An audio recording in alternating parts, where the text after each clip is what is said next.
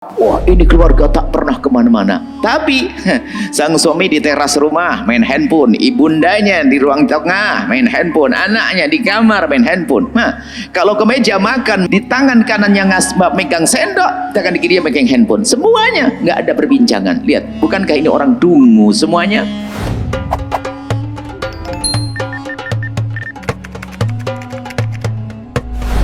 Jom sertai package membership kami, hanya klik button join, kemudian pilih salah satu daripada 3 pilihan dan nikmati video-video eksklusif hanya untuk members only. Terima kasih.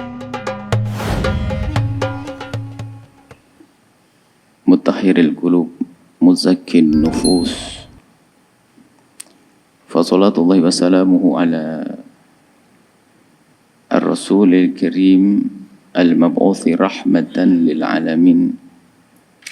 Habibina Sayyidina Muhammadin wa ala alihi wa ashabihi wa tabi'ina lahum bi ihsanin ila yaumiddin. Allahumma ya Rabbana alif baina qulubina waj'alna ya Rabbana minal mutahabbina fik wa minal mutajalisina fik wa minal mutazawirina fik wa minal mutabadilina fika innaka anta ala kulli syai'in qadir. Urzuqna ya Rabbana taubata qabla al-maut wa syahadata 'inda al-maut wal jannata ba'da al-maut. Amma ba'd. Yang sangat kami cintai, kami muliakan hamba-hamba pilihan Allah yang harus disadari oleh semua bahwa hamba yang dimudahkan oleh Allah untuk melaksanakan sholat subuh berjamaah adalah hamba yang dipilih oleh Allah dan dihabarkan oleh baginda. Mereka mendapatkan jaminan karena fi dhimmatillah. Apa maksud jaminan dari Allah? Jaminan urusan rohani dan batin, iman. Jika seandainya, dan semoga panjang umur semua, seandainya ada yang meninggal hari ini, insya Allah ahli husnul khatimah, dan iman akan dijaga insya Allah. Maka menjaga sholat subuh dengan berjamaah ini penting sekali.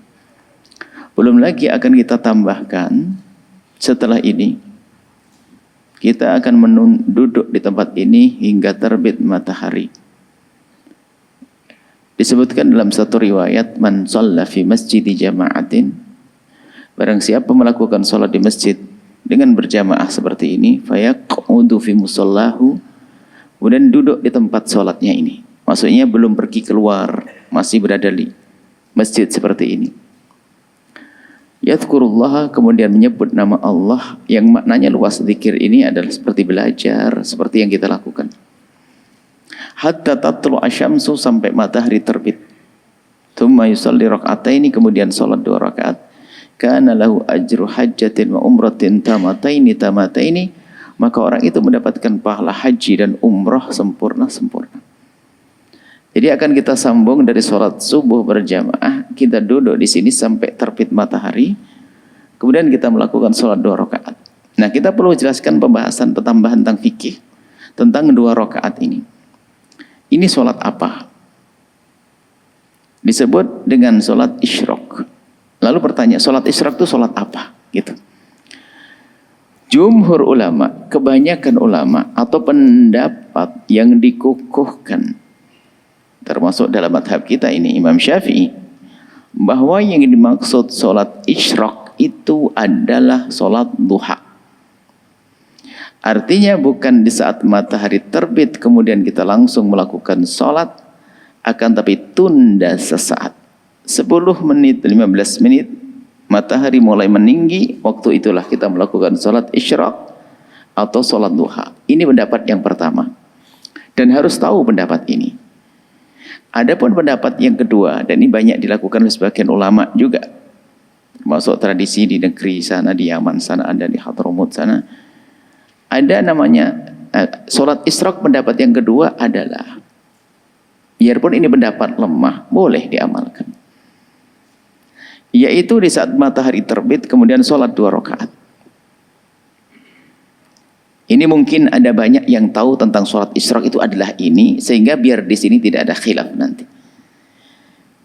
Sehingga kami menemukan di sebagian tempat karena kami tidak menyampaikan, pas kami menyampaikan kajian begini, ada yang berdiri waktu isyraq, karena dia paham sholat isyraq itu pemahamannya hanya itu, bahwa kalau matahari terbit langsung sholat isyraq 2 rakaat.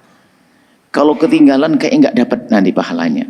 Sehingga ada yang sholat, ada ini dan sebagainya, dan dijamin sholatnya nggak khusyuk karena ada yang adanya ceramah. Nah, pendapat yang kedua ini lemah, tapi boleh diamalkan. Artinya Anda boleh waktu matahari terbit langsung sholat 2 rakaat. Tapi jangan lupa nanti duhaan. Karena pahala sholat duha itu pahala besar, namanya sholat yang dikukuhkan. Sholat yang dikukuhkan. Sholat isyraq bukan termasuk yang dikukuhkan. Maka pahala sholat duha lebih gede daripada sholat isyraq bagi yang menganut pendapat yang kedua. Tapi kalau kita ingin pakai pendapat yang pertama, jadi kita langsung tunda saja. Sholat isyraq nggak langsung melakukan sholat, kita tunggu sebentar, 10 menit, 15 menit, baru sholat duha. Kita mendapatkan pahala isyraq yang kita diyakini oleh pendapat kedua, langsung kita mendapatkan sholat duha. Kalau mau digabung boleh, tapi dalam keadaan tertentu, bukan hari ini. Artinya dalam keadaan biasa, Anda di masjid, tidak ada kajian, tidak ada kegiatan yang lain, Anda melakukan sholat isyraq di saat matahari terbit, kemudian ditunggu sejenak sholat duha. Ini double pahalanya. Kurang lebih seperti itu. Untuk malam, untuk pagi ini, sholat isyraq kita mengambil pendapat yang pertama, yang kuat, yang dikukuhkan, yaitu dibarengkan dengan atau sholat duha. Jadi supaya nanti tidak ada khilaf. Baik, kemudian dan juga banyak kesunahan. Ada satu buku yang kami tulis sesuai dengan yang dikukuhkan dalam madhab kita Imam Syafi'i radhiyallahu ta'ala anhu. Dan itu adalah disepakati juga oleh para imam tentang kesunahan sebelum sholat. Di antaranya adalah mengatur barisan, dan itu tugasnya imam. Maka imam dihimbau kalau lagi mau melakukan sholat, imam merapatkan, mengatur barisan agar rapi, agar lurus. Nabi menyebutkan ya, hendaknya la tusawwuna sufufakum aw la yukhalifanallahu baina wujuhikum. Suruh pilih mau ngelurusin barisan atau tidak. Kalau kau lurusin barisan aman, kalau tidak kau luruskan barisanmu, Allah akan porak-porandakan hati kita. Wajah ini dimaknai juga hati ya, dalam riwayat qulubikum, hati. Artinya menjadi sebab kita sering cekcok, berselisih. Selagi hadis Nabi, ayo kita percaya. Maka hendaknya imam sebelum sholat itu sudah melihat, mengatur barisan. Dan cara mengatur barisan adalah dari tengah. Karena paling bagusnya tempat sholat bagi makmum adalah yang paling dekat dengan imam. Jadi yang di sini merapat sini, yang sarang rapat sini. Bukan ke pinggir sana, tak. Ke tengah. Terus. Kemudian juga ada lagi sunnah dilakukan sebelum sholat adalah kalau kita melakukan sholat hendaknya menghadap ke sutroh. Sutroh itu adalah satu pembatas yang tingginya kurang lebih 2/3 dhira' segini atau segini. Seginilah tinggi. Ini kita letakkan di tempat di depan sholat kita. Utamanya ada sedikit miring ke kanan atau miring ke kiri. Kalaupun di tengah-tengah dihadap langsung juga nggak apa-apa. Jadi hendaknya kita membuat, kalau tidak ada langsung menghadap ke tiang atau langsung ke tembok-tembok. Ini adalah sunnah juga yang dirupakan. Sehingga ada orang sholatnya tanpa sutroh. Bagaimana hukum sajadah? Sajadah martabah terakhir. Sajadah ini juga bisa masuk seperti garis itu terakhir di saat kita sudah tidak perlu tembok, tidak menemukan tiang-tiang, baru nanti kita membuat kalau ada sanda atau kalau ada tas bag kita. Bag, makanya ibu yang solehah, kalau lagi membawa bag, membawa tas itu, jangan tasnya taruh di belakangnya. Kalau taruh di belakangnya dijamin tidak khusyuk sholatnya. Takut dicuri orang. Ambil, jadikan sholat untuk pembatas. Di samping kita bisa melihatnya, hati tenang, menunjukkan dia punya ilmu. Makanya kalau ada ibu-ibu tasnya taruh belakang, dia jarang mengaji dia. Atau ustadznya tidak pernah mengajari. Jadi tasnya taruh di depan. Di depan dijadikan pembatas biar kita tidak diganggu kalau lagi sholat, tidak ada orang berlalu lalang. Ini adalah ilmu. Jadi kalau Anda termasuk mungkin, kalau seandainya sandal sekalipun asalkan dibungkus rapi dan tidak akan mengotori, taruh untuk sebagai pembatas bisa. Tas kita Apa saja yang kita bawa yang sekiranya bisa tampak timbul macam ini, sesuatu yang timbul yang meninggi itu lebih utama daripada sajadah. Adapun sajadah memang harus ada beberapa hal yang perlu diperhatikan. Sajadah itu jangan mengganggu rapatnya barisan. Sebab ada sajadahnya orang, kita tak sedap, tak nyaman, tak elok, tak bisa menginjak sajadahnya orang. Sehingga gara-gara sajadah itu jaraknya jauh. Jadi gak apa-apa Anda injak sajadahnya orang. Kenapa? Biar barisannya rapat. Kurang lebih seperti itu. Ini adalah kesunahan-kesunahan sebelum sholat. Kita akan masuk pembahasan. Dihubungkan dengan kau luruskan barisanmu atau kau Allah bikin porak-poranda hatimu. Jadi menjaga hati itu penting, termasuk diantaranya tadi menjalankan perintah-perintah Allah agar hati bertemu saling mencintai karena Allah. Indahnya hidup dengan cinta, saling mencintai, hidup damai, tidak ada benci di antara kita. Ini harus dihadirkan agar tidak terjadi pemutusan tali persaudaraan. Ada banyak hal itu, sebab-sebab zahir. Ada sebab-sebab batin. Sebab-sebab hati porak-poranda yang batin itu kayak tadi. Kita meremehkan sunnah-sunnah Nabi. Meremehkan sunnah Nabi menjadi sebab hati, sebab sembunyi, sebab batin. Porak-poranda hati. Adapun sebab zahir adalah kita meninggalkan cara-cara tegur sapa yang baik. Biasanya di rumah karena biasa keras. Tolong kami rindu bahwa rumah kita harus menjadi rumah yang indah. Ini yang perlu kami sampaikan. Tolong di rumah kita semuanya, pastikan di rumah kita tidak ada yang mengangkat suara. Supaya menjadi rumah yang nyaman untuk anak-anak kita. Nabi tidak senang orang Anda kerjanya ngangkat suara. Kalau ngomong pakai marah-marah. Kalau dia berpikir mulai kapan marah menumbuhkan cinta? Mulai kapan marah membuat keindahan? Tidak ada marah membuat keindahan. Maka pastikan di rumah kita tidak pakai gaya marah-marah kalau berbual-bual. Kalau berbincang dengan saudara, istri, anak tidak pakai marah-marah. Kadang ada orang tua nggak tahu kenapa dia harus pakai marah. Makan sana, cepat pergi, ayo. Kenapa harus pakai kalimat kasar? Nabi mengajarkan keindahan dalam segala kehidupan. Khususnya di rumah. Jangan sampai ada orang tua yang ditakuti oleh anak. Bukan anak kagum kepada orang tua, tapi anak takut. Istri takut sama suami. Karena suami kerjanya marah-marah. Kalau dikasih tahu gebrak meja, diam kau, tidak usah ngomong. Keluar banting pintu. Ini laki-laki macam apa itu? Laki-laki tidak bisa menghadirkan keindahan. Itu akhirnya istrinya takut di rumah. Mau mengusulkan warna cat rumah saja tak berani, takut dia. Sehingga terputuslah komunikasi di rumah. Kalau sudah komunikasi tidak lancar, tidak jalan, tidak baik, ini awal keretakan. Hati-hati. Jadi ngomong kasar di rumah, sering ngomong kasar, dikit-dikit ngomong kasar. Kemudian merendahkan pasangan. Yang kedua, merendahkan, tidak menghargai pasangan. Tidak menghargai kalau ngomong suka mencaci, mengolok.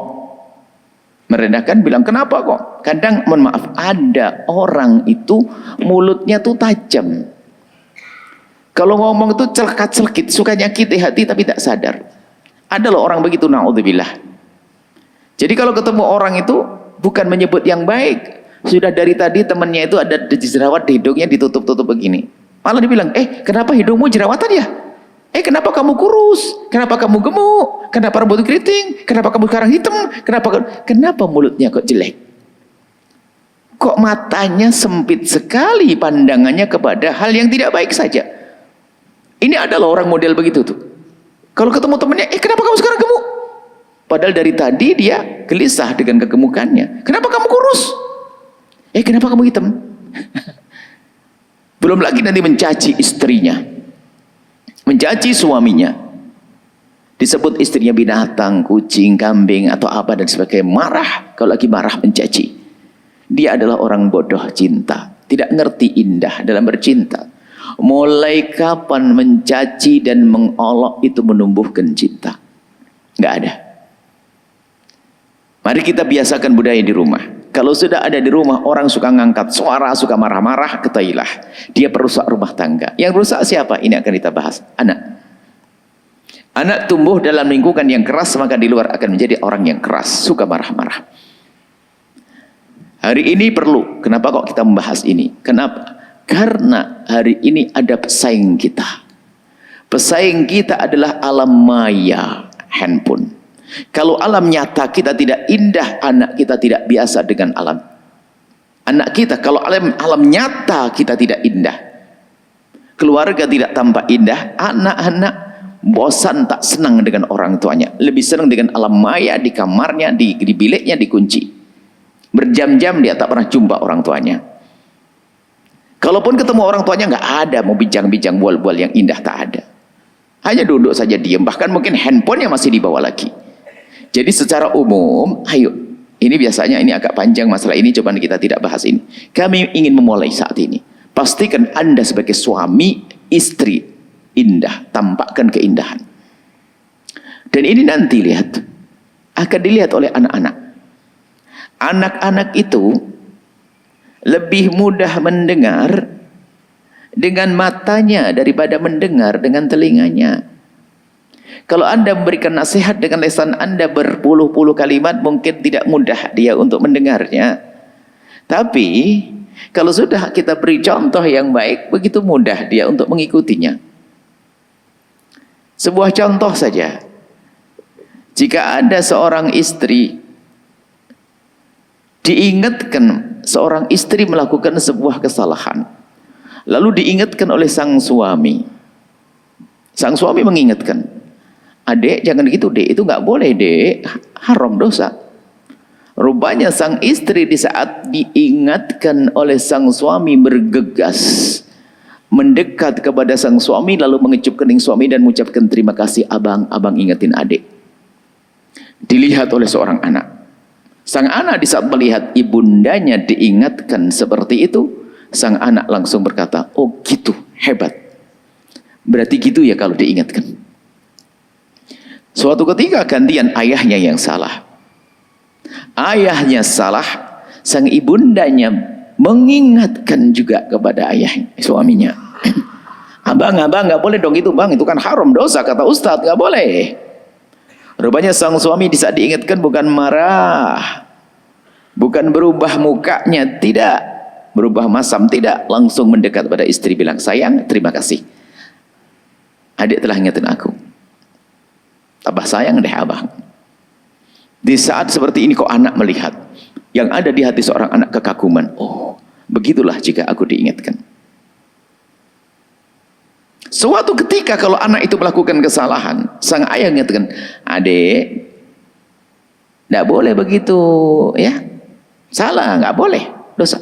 Nggak akan berani membantah. Kenapa? Contohnya adalah tidak pernah membantah. Coba rumah tetangga sebelah, di saat ada seorang istri diingatkan oleh suaminya, adek nggak boleh begitu, itu dosa kata Ustaz. Alah semuanya nggak boleh, terus yang boleh apa? Didengar oleh seorang anak. Sang anak langsung merekam ini. Oh gitu ya kalau diingatkan. Belum lagi tidak ada penghormatan pada orang tuanya. Sama suaminya juga begitu, di saat diingatkan oleh istrinya ternyata malah ngebrak meja. Diam kau, banyak larang, banyak cerewet, banyak ngomong. Dilihat oleh seorang anak, hancur, rusak itu sang anak karena punya contoh yang jelek. Suatu ketika nanti jika sang anak diingatkan, membantah dia. Makanya kami ingatkan semuanya, jika anakmu, anak kita ini, kita ingatkan kok dia membantah, tidak mau patuh, ingat, mungkin 4 tahun yang lalu kita memberikan contoh jelek kepada dia. Ini harus dihadirkan. Kemudian juga, kalau seandainya kita keluar dari bilik, seorang anak keluar dari bilik, kemudian melihat ibundanya sama ayahandanya di meja makan. Di meja makan, lagi asik suap-suapan, bersenda gurau, senda gurau. Mungkin cubit-cubitan, indah dah pokoknya. Sang anak di saat mau ke meja makan, melihat ibu sama ayahnya begitu, kembali ke kamar dia. Di kamar dia duduk dengan memejamkan mata. Bersama mata terbejam akan masuk ke dalam otak, pikiran dan hatinya bermacam-macam kebaikan. Di antaranya, oh ibuku menyayangi ayahku. Ayahku sayang ke ibuku. Ibuku menghargai ayahku. Ayahku menghargai ibuku. Oh, berarti aku tidak boleh aku tidak baik sama ibuku. Kalau aku tidak baik sama ibuku, ayahku pasti marah. Kalau aku tak baik sama ayahku, ibuku pasti marah. Macam-macam. Kemudian apa? Oh, gitulah cara hidup. Masuk di otaknya. Sebuah contoh. Ini anak kalau nanti keluar ke sekolah menjadi anak yang damai. Kenapa? Contohnya contoh damai di otaknya. Berbeda dengan tetangga sebelah, lihat. Anak keluar dari bilik, ngelihat ayahnya di ruang tamu, berantem, caci maki, olah-olahan. Sang anak geram, kata, lanjutkan sampai pagi, setiap hari berantem. Balik ke kamar dengan geram dia. Dan berkata, oh, gitu hidup, capek. Mama enggak menghargai ayah. Ayah enggak menghargai mama. Hah, memang orang tidak berharga semuanya. Sudah tidak bisa menghargai ayahnya. Ini adalah sederhana. Jalani hidup dengan cara yang diajarkan Nabi, khairukum li ahli wa ana khairukum li ahli. Cara hidup ya begitu yang diajarkan Nabi. Sudahlah, enggak usah sok deh gaya bentak-bentak di rumah, enggak berguna. Jangan rusak rumahmu, hai hamba Allah, dengan kalimat kasarmu, kekerasan perilakumu. Itu yang dirusak anak. Anak akan punya watak karakter jelek. Nanti di sekolahan dia, di saat dia ke madrasah, dia suka berantem, suka. Kenapa? Dia tidak mengerti damai. Dia tidak mengerti damai. Akhirnya berantem, dia ribut tuh di sana. Nah, ini kita mulai di rumah kita, ayo. Hidup yang indah. Ingat tadi 2 saja dulu. Tidak perlu saling mengangkat suara. Kalau yang mengangkat suara, yakini bahasanya itu ada jinnya itu, iblisnya itu. Kita harus memulai dong. Dan ilmu ini tidak akan berguna bagi 2 model manusia. Orang sombong, dia bisa diingatkan. Sama orang yang disombong, keras kepala, tidak bisa diingatkan. Sama orang yang memang mental rusak. Mentalnya nggak sehat. Lalu sama istri kok marah-marah, pasti mentalnya nggak sehat dia. Datang ke psikolog sana dia. Ngapain kok marah-marah nggak jelas? Sakit itu. Dan kita harus menyadari makna ini. Selamat tinggal kesombongan hanya iblis saja kan yang sombong diingatkan tidak mau. Kita harus merubah rumah kita. Anak kita itu loh. Anak kita beri ruang, kita beri kesempatan untuk menjadi baik dengan kita persiapkan rumah kita, rumah yang indah. Sudahlah, mungkin hari kemarin Anda marah-marah dan sebagainya. Kan kita berjanji hari ini, saya tidak akan menjadi orang sombong. Kalau memang aku suka marah kemarin, aku tidak perlu gengsi. Aku perlu minta maaf kepada anakku. Aku perlu minta maaf pada istriku. Kita mulai dengan kehidupan yang baik. Itu yang diajarkan Nabi SAW. Kemudian kami ingatkan, ahli surga itu nanti tandanya di dunia itu sudah kayak di surga.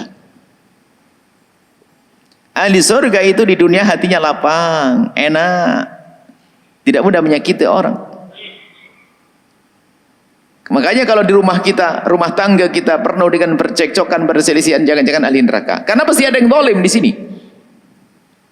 Kita harus hilangkan, selamat tinggal kesombongan deh. Dan ingat, jangan menyalahkan pasangan. Itu kesombongan. Jangan menyalahkan pasangan. Pokoknya sehari ini belajar aku dan aku. Aku yang mau berubah.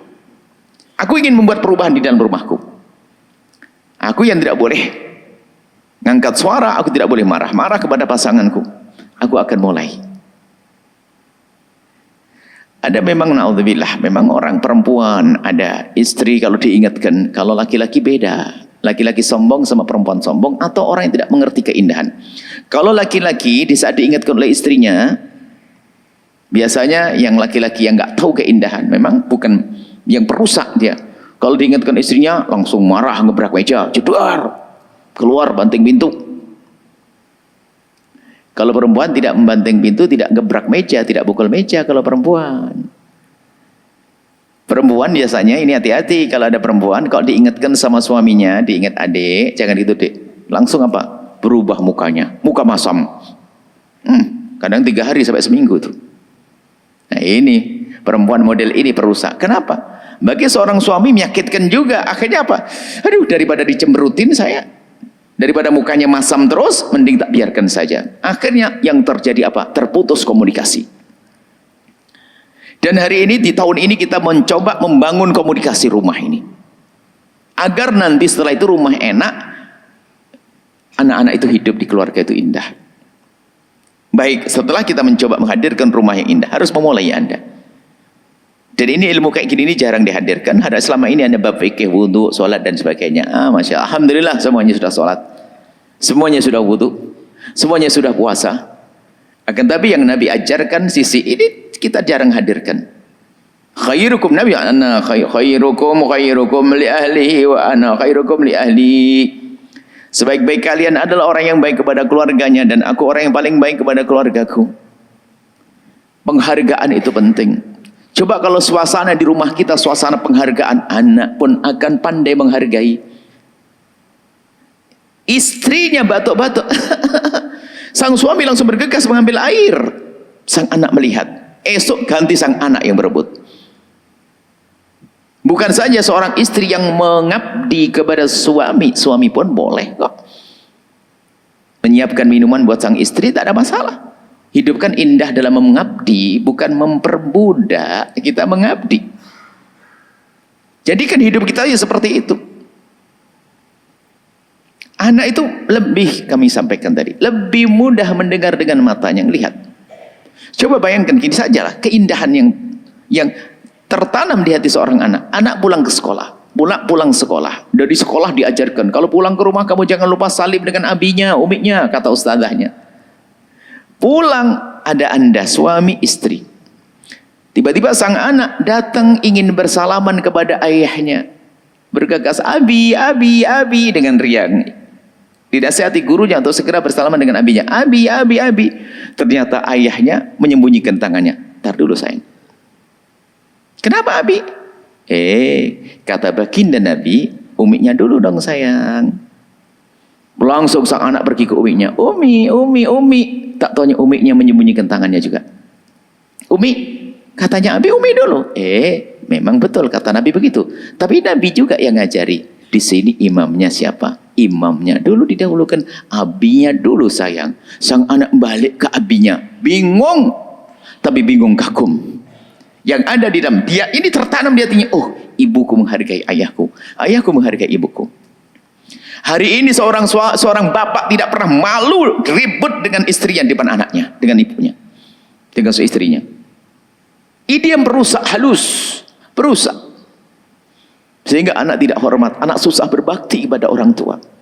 Orang tua yang tidak pernah memberi contoh yang baik. Kemudian setelah itu, kita turun ke anak. Kami ingin Anda memperlakukan anak Anda hari ini berbeda, tidak seperti yang kemarin.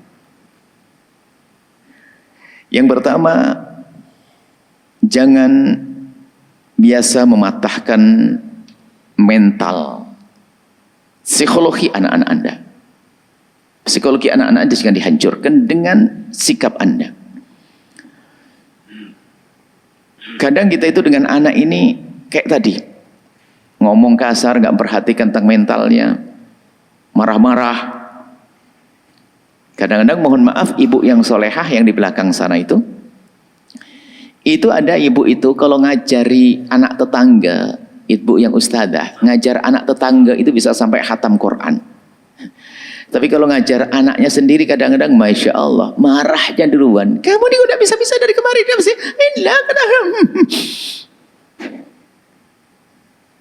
Kenapa seperti itu? Nah ini karena dia tidak berpikir. Memang anak kita semakin cerdas kalau kita marah-marahin begitu. Kita suka mematahkan mental anak kita. Ayo ngaji, cepat ngaji biar pintar, ngaji.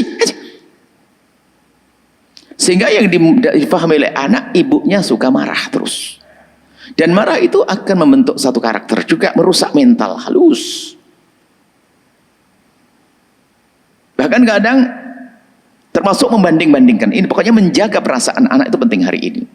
Kenapa anak kita hari ini lemah mentalnya? Ada sebab kenapa anak kita hari ini disepakati oleh pakar-pakar psikologi, menyebutkan anak hari ini terlalu lemah mentalnya, tidak seperti orang dulu, bermacam-macam, termasuk informasi yang masuk. Zaman sekarang bukan kayak zaman dulu. Kalau zaman dulu mungkin Anda yang seumur kami lah, zaman itu kesibukan kita itu hanya antara sekolah rumah. Di rumah kalau dipukul sama ibunya, sama ayah yang nggak bisa kemana-mana. Ya kawannya ibunya, lingkungannya itu saja. Ya tetap ke rumahnya. Balik sekolah ke rumahnya. Hari ini bisa calling temannya pergi, hilang dia. Hari ini sangat beda, bukan seperti zaman dulu. Makanya kita harus memahami anak kita, paham? Memahami anak kita dengan benar. Kalau dulu coba Anda dimarahi, saya dipukul ibu saya, biasa. Mungkin kalau seandainya ibunda kita ngomong keras ya, tetap saja kita nampel, kita tidak bisa pergi kemana-mana. Tetangga jauh, tidak akan bisa. Gelap, tidak ada ini. Tidak ada call-call, telepon di sana kemari, tak ada. Hari ini bisa saja hilang anak kita. Nah ini kan. Nah, kalau kita tidak merubah cara bergaul dengan anak-anak, anak kita yang hancur. Baik. Termasuk kadang kita membanding-bandingkan, merusak mental itu banyak ceritanya itu. Kalau kita bahas itu bahasan khusus. Jangan rusak mental anak-anak. Ya kadang-kadang ibu-ibu itu kalau minta tolong kepada anaknya, ayo siapa yang bantu Umi? Umi ini lantainya kotor nih, halaman kotor, siapa yang bantu nyapu? Siapa? Saya Umi. Ada anak perempuan yang nyapu bersih, nyapu dan setelah nyapu selesai, menyapu selesai. Tahu ya nyapu ya? Selesai. Tiba-tiba sang ibu itu berjalan, ada bagian yang kotor. Sudah bagian kotor, rupanya sedikit membuat dia nyaman, mau kepleset gimana? Langsung, siapa yang nyapu tadi? Saya Umi. Kalau nyapu itu yang bersih, kalau tidak bersih sekalian tak usah nyapu. Nah ini, kenapa Bang? Ada model, kadang begitu. Bukan penghargaan kepada seorang anak. Kenapa tidak dirubah caranya? Sayang, siapa yang nyapu tadi? Saya Umi. Sini sayang, makasih. Anak Umi. Bantu nyapu, cantik, solehah. Cuma nanti kalau nyapu lagi, bersihin dong sampai sini. Tidak boleh ada ditinggal. Sejuk di hati seorang anak. Kita perlu hari ini seni bergaul dengan anak. Kalau alam nyata kita tidak kita perbaiki, anak kita tenggelam di alam maya. Coba seorang tua pun sudah nggak berani sama anaknya kalau anaknya masuk kamar, klik kunci pintu. Sang bapaknya yang katanya brewok, jenggotan, keker begitu, gak berani ngetuk pintu pelan-pelan, tik-tik nak, sholat nak. Apa sih ayah? Sudah ketakutan ini. Hari ini model begini karena apa? Salah orang tuanya. Karena orang tuanya tidak menjadikan hidup indah. Sehingga anak tidak nyaman dengan orang tuanya. Lebih enak di alam maya. Coba, dia dengan handphonenya setengah jam saja sudah dapat 16 likes. Dia diberi berbual dengan ayahnya, tidak pernah ada terima kasih, baik saya, nggak ada. Sama ibunya juga nggak ada. Yang ada marah-marah saja sih, marah mama, marah ibu, marah. Kita perlu koreksi diri ya hamba Allah. Anak-anak kita bukan ayam yang kita gedekan lalu kita sembelih, bukan. Anak kita bukan ayam potong. Anak kita adalah manusia yang ada pikirannya, ada hatinya. Dan memang kadang kajian harus tidak cukup ilmu hukum-hukum, ada ilmu psikologinya juga kan. Harus ilmu mental juga. Ilmu mendidik anak. Dan tolong rubah Anda. Sehingga hari ini Anda mulai belum tentu esok hari langsung berubah. Bisa saja tahun depan baru. Tapi Anda harus mulai hari ini. Kalau hari ini Anda tidak memulai, kapan akan ada perubahan? Bukan berarti Anda merubah hari ini langsung anak Anda baik semuanya. Belum. Kenapa? Rusaknya juga lama. Proses menuju rusaknya anak itu juga lama. Proses mengembalikan kepada baik itu juga lama. Hari ini jelas mulai sudah. Selamat tinggal marah-marah. Selamat tinggal caci maki. Keras tidak ada di rumah. Baik, ini yang pertama adalah jangan patahkan mental anak kita. Jangan rusak mental anak kita. Termasuk merusak mental anak itu apa ibu? Membanding-bandingkan. Kamu kenapa sih sebegede ini kamu belum hafal Quran? Itu abangmu sudah hafal sih ini loh ya. Abangmu sudah bisa tadi dulu ya. Kamu kok tidak bisa? Besok lagi. Kenapa sih kamu tidak rajin? Coba abangmu tuh pinter rajin. Pagi-pagi sudah sholat. Pagi ini kamu abangmu lagi. Akhirnya dia abang makan tuh abang. Marah dia. Geram dia. Cuman orang tua kadang tidak sadar. Maksudnya memberikan motivasi, tapi salah. Malah menghancurkan mental sang anak. Sehingga diam-diam anak marah dengan abangnya. Abang lagi. Itu dia pasti, abangmu. Cuman kadang orang tua tidak sadar yang demikian itu. Giliran anak mentalnya sudah rusak, baru sadar. Termasuk mohon maaf biasanya, yang sering punya permasalahan mental nih, masalah psikologi ini, adalah anak-anak pertama biasanya. Anak-anak pertama ini banyak sekali yang akhirnya ya kurang stabil karena perilaku ayahnya yang memang benar-benar belajar baru punya anak. Dipikir anaknya itu kayak boneka itu, bisa boneka listrik di program. Padahal anak kita punya mental. Ngomong harus halus, perilaku halus dan seterusnya. Baik. Kemudian kami himbau mulai hari ini. Yang kedua untuk anaknya. Tadi dengan anak jangan biasa rusak mental mereka. Anda beri apresiasi. Kalau anak Anda sudah perintah suruh beli bawang ini, makasih sayang, anak Umi. Makasih, jangan. Umi, ini bawangnya Mi, ya taruh situ. Ini taruh situ. Kenapa? Taruh situ. Makasih sayang. Anak Umi, anak Abi. Hal semacam ini harus dihadirkan. Terus yang kedua, yuk membiasakan hadir dalam kehidupan anak-anak kita. Hadir dalam kehidupan anak-anak. Makna hadir itu gimana? Maksimal. Membiasakan diskus, obrolan, bual-bual yang menarik. Perlu pembiasaan di rumah. Biarpun anak kita yang masih umur 2 tahun, Anda harus berlatih. Itu ibadah, jangan dianggap tidak ada nilainya di hadapan Allah. Bahkan kami ingatkan kok para istri, kalau sudah suamimu ada di rumah, kurangi ngajimu dan kurangi sholatmu. Sebab mesra dengan suami juga ibadah. Hei para suami, kalau sudah sampai di rumah, istrimu menantimu dari pagi. Beri kesempatan untuk ngobrol, untuk bual-bual yang indah. Tunda dulu ibadahmu. Sebab manja dengan istri juga ibadah. Manja dengan istri ibadah. Ngobrol yang indah adalah ibadah. Apalagi tujuannya adalah besar untuk menciptakan suasana keluarga yang indah. Ini rumah. Jadi yang kalau lagi di rumah itu maksimal. Ustadz itu hanya di mimbar. Di mimbar tuh Ustadz. Sampai di rumah so nggak ada gaya-gaya Ustadz. Mau coba ibu bayangin. Ustadz sampai di rumah langsung, assalamualaikum wahai istriku, apa kabar? Abinya mau 3 juz dulu ya. Abinya 10 rakaat dulu. Ala Ustaz. Sholatnya nanti dulu. Senengin istri, ngobrol yang manis, temani makan, minum teh bersama. Baru setelah itu mau sholat sebebas Anda. Yang Ustaz nggak usah nanti murajaah kitab, besok saya ngajar. Minta izin pada istrimu. Itu jatah istrimu di rumahmu. Adek, abang membaca kitab dulu karena besok abang ngajar, ya. Iya, bang. Tapi pun tidak boleh fokus terus ke kitab. Sesaat-saat berhenti 5 menit. Ya pak, istrinya lagi ngapain ke dapur? Cupit-cupit kayak apa gitu. Biasa. Biasakan suasana indah. Baginda Nabi itu senang ibadah, ahli ibadah. Pas jadwal beliau iktikaf di masjid, Siti Aisyah nggak bisa masuk masjid. Apa yang beliau lakukan? Baginda Nabi berulang-ulang banget ke pinggir masjid, ke jendela masjid, mengeluarkan kepala beliau, di luar ada Siti Aisyah yang menyisiri rambutnya.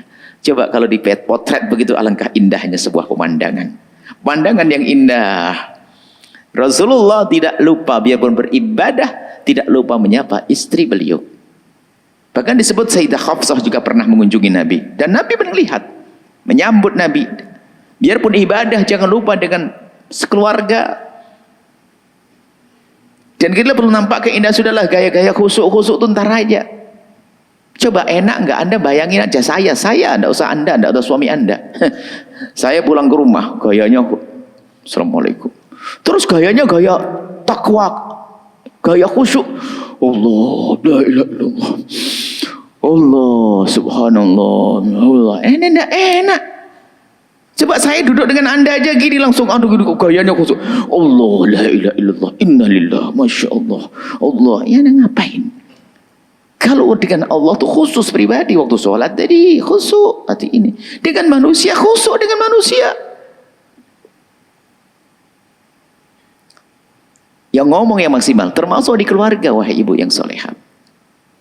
Wahai bapak yang soleh di keluarga, hadir. Nah, termasuk hadir itu adalah ya sering diskusi, ngobrol dan sebagainya. Termasuk ada yang harus kita hindari adalah sebab kita tidak maksimal komunikasi di keluarga, tidak hadir dalam kehidupan keluarga, adalah penyakit handphone. Oh, ini penyakit menular. Semula sang anak tidak terlalu senang dengan handphonenya. Cuman karena sang anak setiap mau ngomong sama mamanya, sama ibunya, ibunya dengan handphone. Mama, mama, mama, mama, mama. Apa sih? Ini pertama. Akhirnya sang anak ngomong, ya sudah saya besok cari handphone. Kalau ada seorang istri, suaminya di sampingnya, lah kok istri main handphone, pasti dia adalah gila kalau tidak setengah gila. Saya tidak menghargai orang semacam itu. Karena itu penghancur. Sehingga suami itu mau ngomong saja susah. Saya harus ngomong kasar begini, karena harus sadar. Sudah kalau ada suami selamat tinggal handphone. Kalau memang aduh minta izin, abang, adik mau telepon. Sama seorang suami di sampingnya ada istrinya kok main handphone, asik main handphone. Dia tidak punya kesadaran. Orang nggak sadar otaknya itu kan gila sebetulnya. Saya harus ngomong keras begitu. Kenapa? Ini permasalahan ini terjadi di mana-mana. Di iPod sudah iPod di delay 2 jam 4 jam. Saya ngeliat suami istri di depan kami, suami istri berdua. Kita di belakangnya. Hampir 3 jam 4 jam tidak ada berbicara sama sekali. Semua asik dengan handphonenya. Yang satu ketawa sendiri, tertawa sendiri, ajib. Ini di bandara, di iPod, bagaimana di rumah? Sehingga ini rumah, kalau sudah biasa tidak menghargai pasangannya semacam ini, kelihatannya di rumah itu orangnya lengkap. Wah, ini keluarga tak pernah kemana-mana. Tapi, sang suami di teras rumah main handphone, ibundanya di ruang tengah main handphone, anaknya di kamar main handphone. Nah, kalau ke meja makan pun, makan, ini di tangan kanan yang megang sendok, tangan di kiri megang handphone. Semuanya nggak ada perbincangan. Lihat, bukankah ini orang dungu semuanya? Bukankah handphone itu aslinya untuk memudahkan komunikasi kita dengan pasangan kita di saat berjauhan, dengan anak kita berjauhan? Tapi kenapa kok handphone menjadi merusak komunikasi kita? Bukankah ini orang bodoh? Kalau sampai di rumah, Anda coba sekarang pakai rambu-rambu. Kalau di rumah handphone diletak, oke. Jangan disuruh anak Anda berantem sama anak Anda, nyuruh anak Anda ramai dengan Anda. Anda bukan waktunya nyuruh anak Anda. Anda memulai suami istri. Setelah di rumah handphone ditaruh, diletakkan. Kalau seandainya Anda ingin telepon suami Anda, wahai istri yang solehah, Anda bilang, Dede, uminya mau telepon abinya. Assalamualaikum, terletakkan lagi. Abinya pun juga begitu kalau telepon kerja. Ade, abinya mau kerja sebentar, minta izin ya. Abinya mau telepon masalah bisnis, usaha. Halo, assalamualaikum, ini selesai, letakkan. Kalaupun seorang istri ingin melihat, Adek, Umi mau bikin nasi goreng tapi nggak bisa, mau lihat tutorial, lihat YouTube, tunjukkan dulu YouTube depan anak-anak. Jangan berani menonton YouTube sembunyi-sembunyi, biarpun nonton ceramah Buya Yahya, hati-hati, itu ditiru. Anak dari kejauhan lihat, ngapain mama? Lihat video, diem-diem, jangan jelek hatinya anak, gara-gara perilaku Anda. Dia kan nonton iludut. Ini pendidikan loh. Jangan pendidikan hanya ngirim ke pondok, pesantren, dulu pinter. Enggak. Anak itu ada mental di dalam dirinya. Maka ini ya, hadir dalam kehidupan anak-anak. Tolongin ayo kita rubah saat ini. Urusan handphone Anda jangan terus megang kemana-mana. Di samping itu menjadi tidak nyaman di ruang. Dan semua, mohon maaf ini, kalau orang lagi megang handphone, kalau diingatkan jawabannya sama rata-rata. Ini penting, pasti gitu jawabannya. Pasti nggak bisa tidak. Apapun dia beralasan. Kenapa langsung makasih? Hampir jarang mengatakan makasih. Kalau suami ngerti istrinya, Yang, jangan main handphone terus dong Yang. Jarang yang ya bang maaf, yang gitu. Biasanya ini penting ya, ini mbak, ini. Beralasan. Beralasan itu kan ngajari membantah sebetulnya. Baik, itu adalah tolong. Itu sebabnya handphone itu. Intinya adalah kita sering berkomunikasi dengan anak kecil umur 2 tahun. Diajak ngobrol, sayang, dedek maaf apa, cucu, ini, anak. Loh, ini membangun komunikasi, kedekatan. Jangan sampai seorang anak mau ngobrol sama ayahnya, ayah, ada mau ngomong nih sama mamanya sana, sama mamanya juga sama ayahnya sana. Sambut, sesibuk apapun Anda, itu anak Anda. Lebih berhak untuk mendapatkan kesempatan daripada itu klien bisnis Anda, teman bisnis Anda. Itu lebih berhak, itu anak Anda, amanat Anda. Beri waktu yang banyak untuk anak-anak selagi di rumah. Kalau cuti, pastikan untuk anak-anak Anda. Makanya handphone tinggalkan, televisi ntar dulu. Anakku. Kita perlu cerdas sedikit di dalam matakan. Dan ini harus diingatkan sebelum orang lupa, lalai. Kemudian tolonglah ibu yang solehah, bapak yang soleh. Di samping ini semuanya, kalau bicara dengan anak samping lembut, kita sudah waktunya untuk bicara dengan anak-anak kita dengan nih, sentuhan tangan. Tidak cukup, sayang belajar ya, enggak. Alangkah indahnya jika tangan Anda menepuk pundaknya, sayang ngaji yuk, sambil dipijit-pijit. Jadi saya ajarkan juga kepada anak-anak, kalau Anda bicara dengan ibunda ayahanda Anda, jangan hanya diam Anda dengan ibu Anda. Mendekatlah Anda sambil ngobrol, Umi, tapi tangan Anda bergerak, mencari telapak kakinya untuk Anda pijit. Alangkah indahnya suasana Anda dengan ayahanda Anda. Saya kalau dengan bapak saya tidak pingin, tidak bisa. Refleks, tangan harus bergerak. Antara megang pundaknya atau dan sebagainya. Jadikan suasana indah. Dengan anak Anda juga demikian, lihat. Kalau bicara dengan anak jangan hanya ngaji, tapi dengan sentuhan tangan. Jangan seperti sebagian ibu-ibu kalau ngomong, adik-adik belajar sana biar pinter, biar gak bodoh kayak mamanya. Memang mamanya bodoh, ngomongnya aja kayak gitu. Kita perlu merubah. Dan hari ini Anda mulai merubah, perubahan bisa terjadi 1 tahun yang akan datang. Belum tentu langsung merubah. Ini kemudian mohon, wahai bapak yang soleh, ibu yang solehah, kalau Anda pulang dari manapun, kok menemukan anak sudah tidur di kamar, tidak ada salahnya kalau Anda mencoba mendekat ke keranjangnya sambil Anda pijit-pijit telapak kakinya, sambil Anda kecup keningnya, Anda usap wajahnya. Sayang. Kalau dia tertidur, sudah tidur, rohnya yang mendengar, yang ngerasa. Kalau dia masih melek, masih terbangun, terjaga, dia sadar ibundanya menyayanginya. Kemudian biasakan mendekat kepada Allah, misalnya minta izin anak, adik, uminya kalau malam sholat di sini ya 2 rakaat, doain adik nanti. Minta izin misalnya. Dan betul Anda sholat malam, Allahu Akbar 2 rakaat, sambil Anda sentuh kakinya. Biarpun Anda belum menyuruh dia sholat. Anda belum menyuruh dia sholat, tapi Anda dekat dulu dengan cara itu. Anda masuk ke anak Anda dengan kelembutan, dengan keindahan. Itu dahsyat. Yang Anda takutkan akan tidak terjadi. Ngunci pintu nggak akan ada. Hari ini Anda marah-marah hanya karena jangan main handphone terus ya, nggak boleh ini. Loh, Anda masuk bukan dengan kelembutan, Anda dengan marah-marah. Tidak dihargai oleh seorang anak. Coba kalau Anda punya jadwal khusus tiap malam Anda akan sholat di situ, sesaat Anda menyentuh kakinya, anak mau ngunci pintu nggak berani, Bu. Ngunci pintu untuk nonton itu YouTube, untuk handphone nggak berani karena Anda indah, mainnya cantik. Hari ini orang tua seenaknya sendiri, suka berantem lagi sama pasangannya. Lalu anak mau jadi apa? Anda harus tahu bahasanya hari ini berbeda. Anak kita hari ini sudah terbius dengan alam maya. Kalau alam nyatanya tidak kita benahi, maka dia akan tenggelam di alam maya. Mana ada menyambut paman yang datang, nggak ada. Bibi datang, nggak ada. Kurang pergaulan, diem tok, mukanya masam. Tidak ada keindahan. Terus mau jadi apa anak-anak ini? Baik, kurang lebih seperti itu. Hari ini adalah hari pendidikan keluarga dengan model yang berbeda. Insya Allah pulang ke rumah, ikrar insaf. Saya pernah salah dengan anak saya. Anak saya yang nomor 3. Suatu ketika malam itu, mau pulang ke pondok dia. Anak kami di pondok pesantren. Maka kalau di pondok saya berusaha semaksimal mungkin. Pas malam itu pamitan, Buya mau berangkat. Jam berapa sayang? Jam 10 malam. Kok jam 10? Yang bawa mobil tadi aku ngantuk. Sudah tidur di bawah mobil. Oke. Jam 10 kami datang. Ke rumah. Kami kan ada tempat yang biasa untuk ngerjain sesuatu. Kami pulang.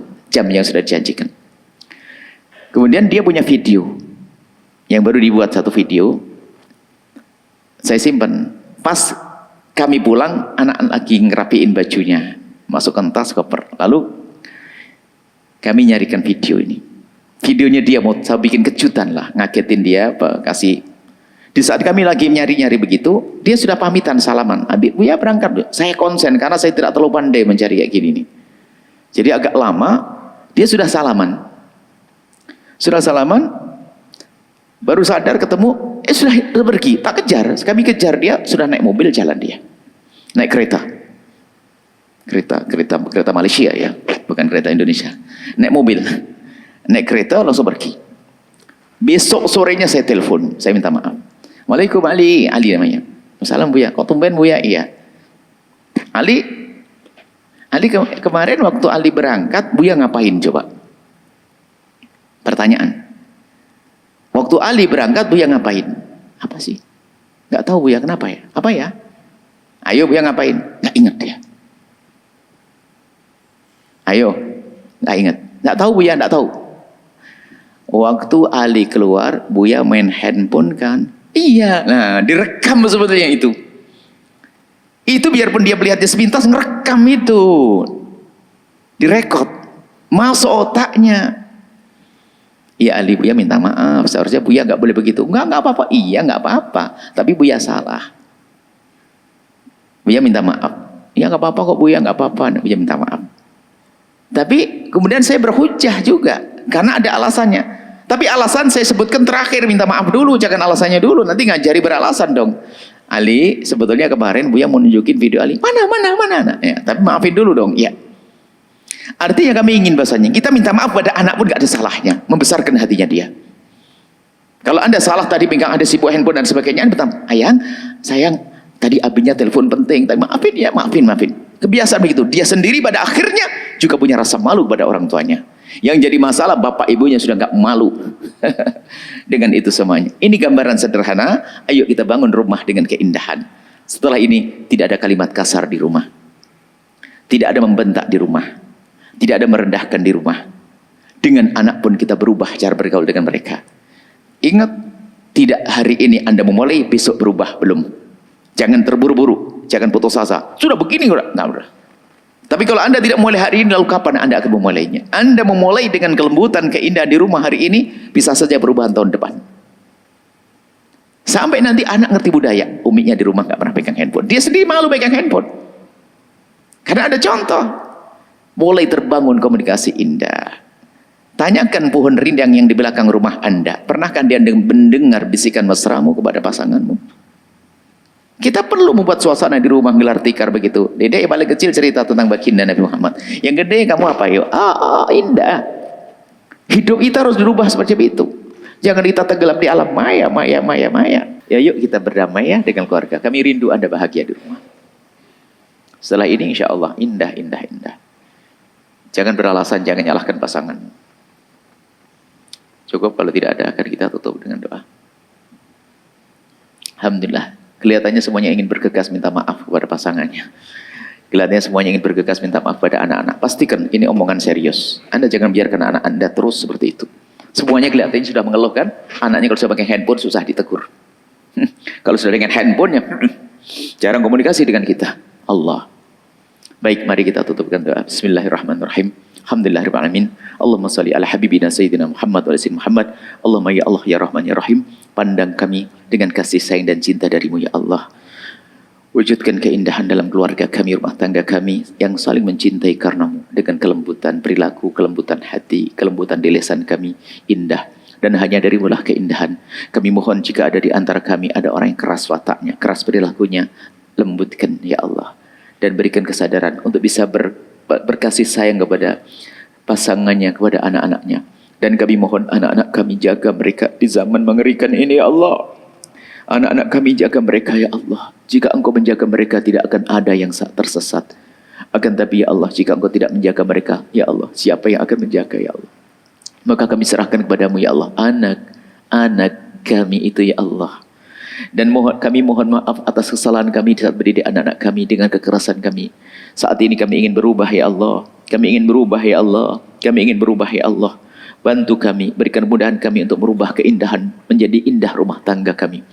Dan kami mohon ya Allah, jika ada di antara yang hadir suami, istri yang sering cekcok dalam rumah tangganya, Kami mohon saat ini juga, ya Allah, kami mohon lembutkan hati mereka sehingga hidup mereka semakin indah dengan cinta karenamu, ya Allah, ya Allah, ya Allah, ya Allah. Yang belum menikah, mudahkan mereka untuk mendapatkan pasangan orang-orang mulia yang kau muliakan, yang menjadi sebab mereka mulia di dunia dan di akhirat. Dan kami mohon cukupkan kami dengan yang halal darimu, dan kami mohon jauhkan kami dari yang haram, ya Allah, ya Rahman, ya Rahim. Ya Allah, jadikan kami hamba yang saling mencintai karenamu. Jauhkan kami dari benci, dengki, dendam kepada sesama kami.